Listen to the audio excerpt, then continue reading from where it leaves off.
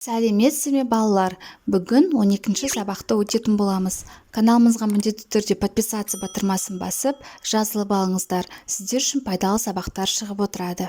45-ші жаттығу: өлеңдегі көп нүктенің орнына 29-ші беттегі қажетті сөздерді қойып оқы. Қажетті сөздер: қиды, тұр, батады, шаңқ-шаңқ, үрмейсін, жатады, қаңқ-қаңқ, қашады, қатады. Қаз бен ит. Байлаулы ит қазға: сен неге жүзбейсің деді. Қаз: сен неге үрмейсің деді. Ендеше жүр, менің орныма тұр. Ит қазды шынжырлап матады, ал өзі өзенге түсіп жатады. Күн батады, ит суықтан әбден қатады. Қаздың мойнына шынжыр әбден батады. Бір кезде қаздың даусы шықты шаңқ-шаңқ, иттің даусы шықты қаңқ-қаңқ. Қаздың шынжыр мойнын қиды, ит суға малшынып көрді сыйды.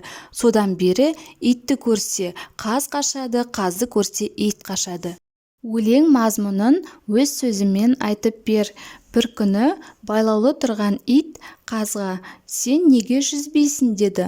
Ал қаз болса иттің неге үрмейтінін сұрайды. Сол кезде ит менің орныма тұр деп қазды шынжырлап байлап өзі өзенге түсіп жатады. Күн батқан кезде ит қатты тоңып, қаңқ-қаңқ етіп дыбыстай бастайды. Ал қаз болса шынжыр мойнын қиып шаңқ-шаңқ ете бастайды. Сол кезден бастап ит пен қаз бір-бірін көрсе қашатын болыпты. Өлеңдегі негізгі ойды анықта. Өлеңдегі негізгі ой: табиғаттағы барлық тіршілік атаулының өз орны бар. Әрқайсының атқарар міндеті бар. Олардың бір-бірінің қызметін атқара алмайтындығы нақты көрсетілген. Өлең мазмұнына өз пікіріңді білдір. Менің ойымша, табиғаттың заңдылығына қайшы келуге болмайды. Себебі табиғаттың тепе-теңдігі бұзылса, ол жақсылыққа әкелмейді.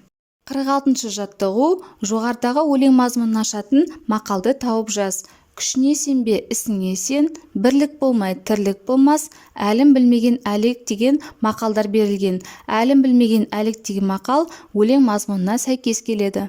Неліктен сол мақалды таңдағаныңды дәлелде.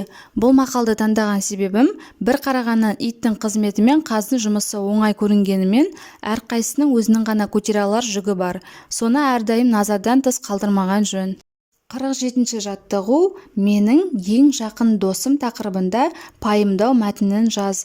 Менің жақын досымның есімі Дилнара. Ол өте әдепті, дарынды қыз, досқа адал, үнемі мені қолдап жүреді.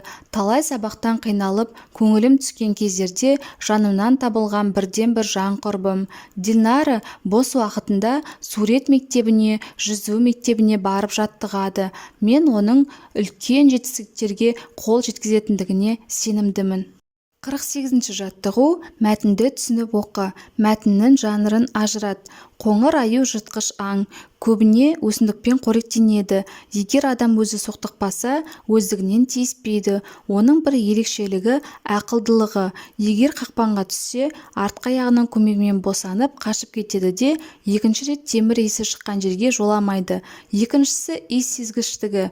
Дымқылданған жалпақ тұмсығы кез келген иісті тез айырады. Мәтін ғылыми мәтінге жатады. Себебі аю туралы нақты мәліметтер берілген. Оның тіршілік ортасы, қорегі, ерекшелігі нақты айтылған. Әдеби кітаптар мен журналдардан осы тақырыпта көркем мәтін тауып жаз.